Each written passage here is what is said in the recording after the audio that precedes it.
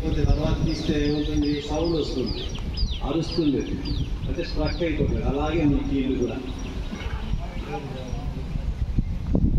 Okay, నేను చెప్పినంత వరకు దించాలని చూద్దాం.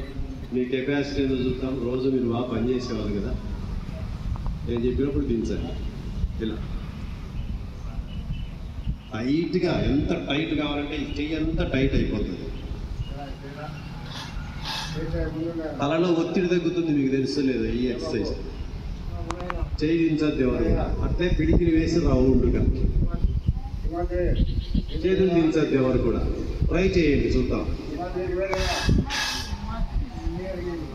రెండు చేతులు రౌండ్గా, పిడికిలి చూడండి, చేతులు స్ట్రైట్గా ఉంచుకోండి. మీరు బాగా పనిచేసేవాళ్ళు, మాకంటే బాగా చేస్తారు. చేతులు ఇలాగే ఉండాలి, దించద్దు, దించుతున్నారు. అట్లే రివర్స్లో రెండు చేతులు, మాకు ఒక చేతిలో మైక్ ఉంది కాబట్టి ఒకటే చేస్తున్నాను.